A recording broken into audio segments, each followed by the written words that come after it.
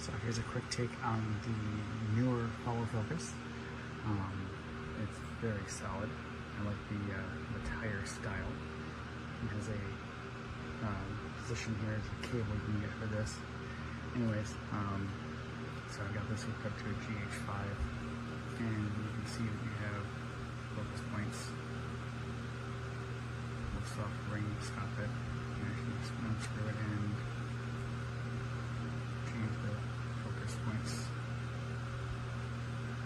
Just have to be careful with this piece right here. I was thinking about cutting this. I was thinking about cutting this, but I do have different lenses. I don't want to mess up. I'm not going to be able to use this on, so it's going to stay. Which is fine. I did hook up the small 19mm rod, so hooks this really nicely. I can really want it higher or lower. Now it does give me a weird, slight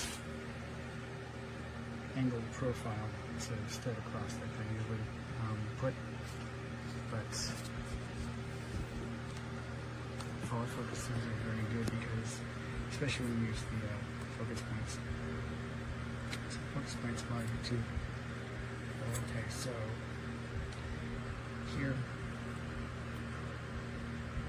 is where my first one's nice and focused.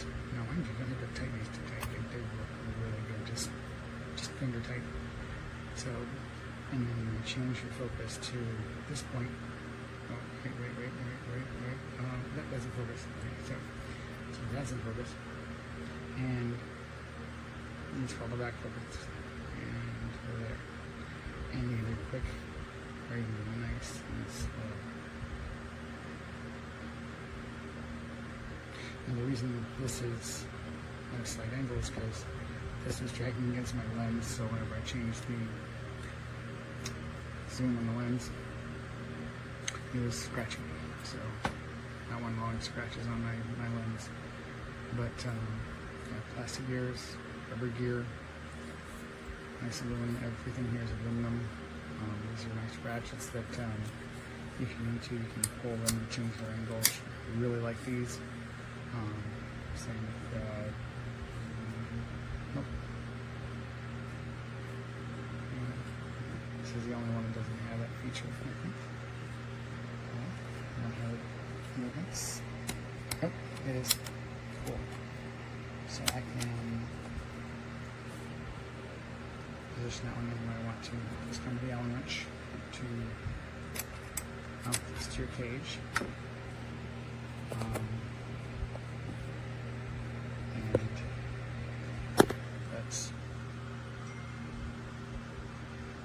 Definitely going to be something that's going to work really good. Not doing something that's got critical focus. This cage is going to come very handy for that too. Next mounting points. But this is not a review for that. So if you're going to be doing the focus pulling, the NEEWER rig is actually quite nice. You have multiple angles you can put this in. You can loosen this up and change it whichever way you want to. So if I wanted to, I could.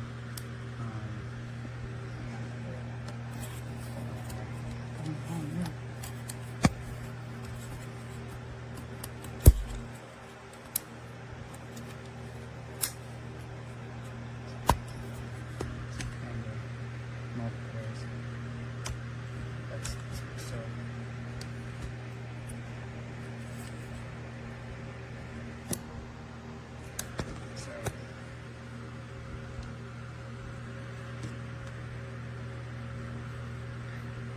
Here, because the setup right doesn't have a dry erase marker, you can actually write lines on here.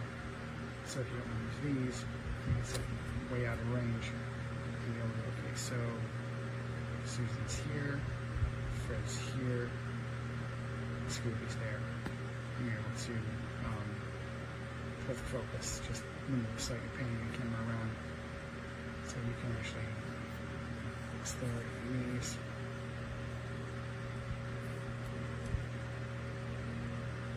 So more like it's here, squeezes there, anywhere in between, like little marks in here. So that's traditional. Yeah, the only problem I have is I'm wondering if this is going to get stuck in there, which means it's not going to work. So, there you go. Up. Normally it just rolls away and goes off the side. So, yeah, I don't have a cable for this, but I've been on sets where it can actually have the cable. It's got a wheel on the other end, and you just usually dial it.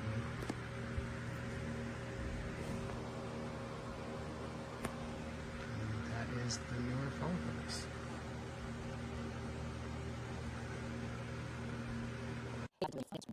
Pricey follow focuses than the cheaper ones is how much play there is when you change directions with your wheel. And I have to say that with this, you can see there's a little bit of play between turning it one direction and then it stops and you turn it the other direction.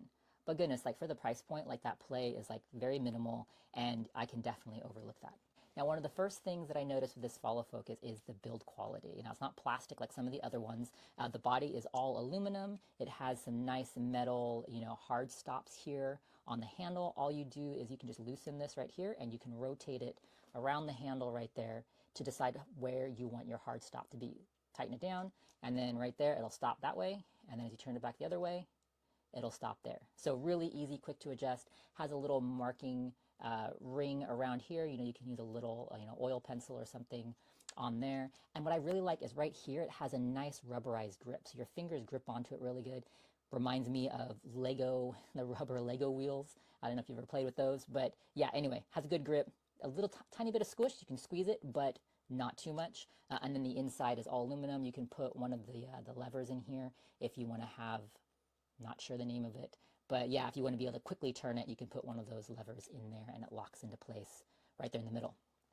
Now, one thing that I had issue with when I first got it is how you mounted it onto your camera. Now, this piece right here was actually mounted the other way. So when you mounted it on the camera, you couldn't get to this because I'm mounting this from the top of my camera. But I think even if you were mounting it from the bottom, this piece would still get in the way. So all I did was flip this around. Super easy to do. You just loosen up this part right here. That way you can, adjust it right there. And this little cover actually just screws off. So you just screw this off like that, pull that out, boom, and you can flip it around. So it came mounted like this. So if you mounted it onto your camera, right, like that's just weird because then you can't get to this to tighten it down. So I'm thinking they probably just put it together wrong in the factory, but really easy fix. You just pull it out right there, mount it around the other way, put your little cover back on like that, nice and tight, and then you can tighten it down and voila, super easy. Comes with a couple of additional accessories, which is nice. Comes with a 15mm rod, as well as a rod mount that you can attach to your camera or your cage. Now just FYI, pay attention to how far or how long a rod you're gonna need, because this is pretty short. It's only about, I don't know, about 5 inches or something. Really, on my setup, I'm grabbing my camera.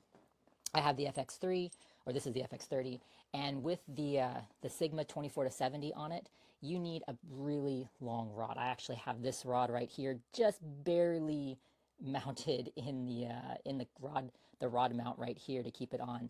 Really, I need to add probably need like a 10-inch rod, or at the very least like an 8-inch rod on here. So just be aware of that. But it is nice that they include. Put my camera down again. It is nice that they include a rod, so at least you can kind of start getting started there. It does come with some lens gears, follow focus gears right there. This works great in a pinch when you're first starting out, you want to get going. I would highly recommend, though, getting follow focus gears that are made specifically for your camera. You can go on Amazon or you can go on eBay and you can find a lot of 3D printed ones that are made specifically for different lenses. That's just nice because then it goes on, it fits on nice and tight, and you're good to go. Whereas this, they are a pain to take on and off. So single lens, it's okay, but they're also a little janky though, because when you mount it on your lens, you're going to have a piece of the tail hanging off of your lens, getting in the way, and just doesn't look very professional. So recommend go out and spend a few bucks on lens gears made specifically for your camera. So overall, I'm really happy with this follow focus system, especially for the price point. So if you're in the market for something like this, you know, you want to start building out your cinema rig setup and you're on a budget, definitely check this out. Esto es divino, esto es hermoso, me encanta, pero esto le daña lo que sea. Dejar los dientes no tan alineados para que funcione correctamente. Ponerlo justo aquí del easy release, del trípode de lo que tengan, para que no interfiera con los giros, porque esto es un poco más alto. Cuando des el giro total, esto va a estorbar acá y se va a salir del riel. Y se debe comprar una jaula para la cámara que pues, se necesite. La que compré, el safe release el easy release es algo complicado, la verdad, por no decir económico, pero es útil. Se agrega peso a la cámara, pero sigue siendo muy útil. ¿Lo volveré a comprar? No, pero lo usaré, ya invertí dinero. No me parece tan fácil de salir, pero bueno, ¿ustedes qué opinan? Así queda todo armado, ya ajustado. Dejo los tornillos extras aquí por si de pronto tengo que apretar estos cuando viaje. Y apareto, este que no me gusta. Qué mal. Lo cortaré, pero no estoy feliz. Lo corté en contra de mi voluntad, a ver si ya es más funcional. Aún así sigue viéndose feo, tendré que inventarme algo para que esto se sostenga acá.